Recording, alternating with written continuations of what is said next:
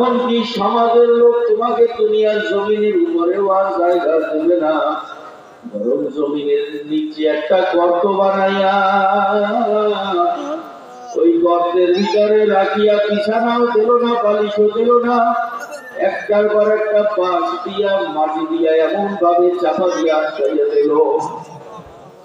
এখন কল্পনা করিয়া দেখি এই অন্ধকার কবরে দুনিয়ার একটু আলো পর্যন্ত ঢুকতে পারে না। এখন এই কবরে আমি একা,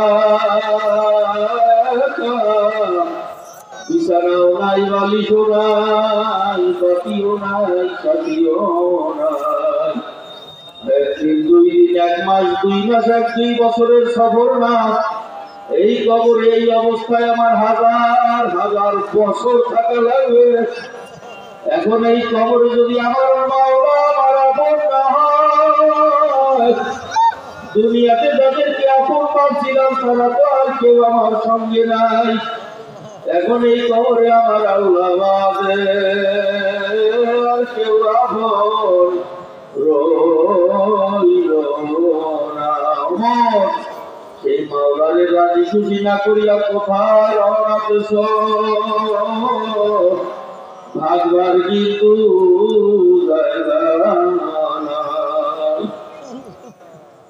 যখন জিকির করবো লা ইলাহা ইল্লাল্লাহ, দিলে মানা খেয়াল করবো আল্লাহ কেহ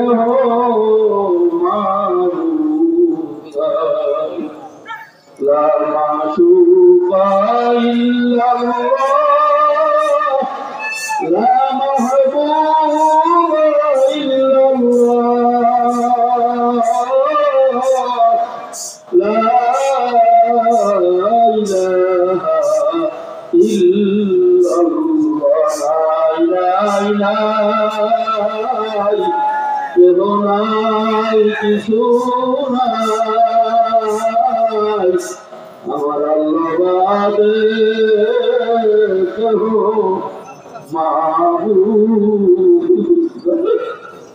যখন জিকির করবো ইল্লাল্লাহ খেয়াল করবো, আমার খেয়াল এখন আমার আল্লাহ ছাড়া কেউ থাকবে না। আমার কলমে শুধু আমার আল্লাহই থাকবে, আর কোনো খেয়াল আমার কলমে আমি ঢুকতে দেবো না। আমার কলমে আল্লাহই আছেন। যখন ডাকবো আল্লাহ আল্লাহ, খেয়াল করবো আমার আল্লাহ আমার দিকে চাইয়া রয়েছে। আমি আল্লাহকে ডাকতেছি, আমার আল্লাহ সঙ্গে সঙ্গে উত্তর দেয়, লাব্বাইক আব্দি, ও বান্দা আমি তো তোমার কাছেই হাজির, তুমি আমাকে